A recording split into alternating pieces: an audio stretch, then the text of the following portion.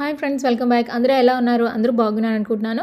So ఈరోజైతే ఒక కొత్త రెస్టారెంట్కి వచ్చాము. వచ్చి రాగానే ఫస్ట్ మేము మ్యాంగో లస్సీ ఆర్డర్ ఇచ్చాము. తర్వాత పానీపూరి ఆర్డర్ ఇచ్చాము.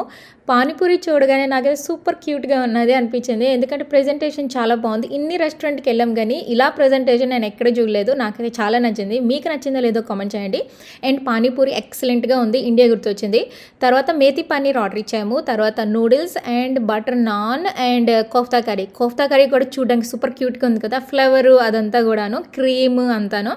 సో ఇక్కడైతే నేను ఇంకా స్టార్ట్ చేస్తున్నాను ఒకటి ఒకటి ట్రై చేయడం అనమాట.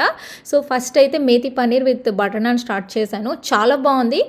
ఈరోజు అన్నిట్లోనే నాకు ఇది ది బెస్ట్ అనిపించింది అనమాట. Mouth watering and so good. And kofta curry ఎప్పుడు కూడా నాకు చాలా ఇష్టం. కానీ ఏంటంటే ఇక్కడ యూఎస్ రెస్టారెంట్స్లోని కోఫ్తా కర్రీ అస్సలు బాగోదు. ఏ రెస్టారెంట్లోని కూడా కోఫ్తా కర్రీ బాగోదు. మేబీ ఇండియాలోనే బాగుంటుంది అనుకుంటా. అండ్ నూడిల్స్ అయితే సూపర్గా ఉన్నది. ఇలా ఉంటుంది ఫ్రెండ్స్ రెస్టారెంట్.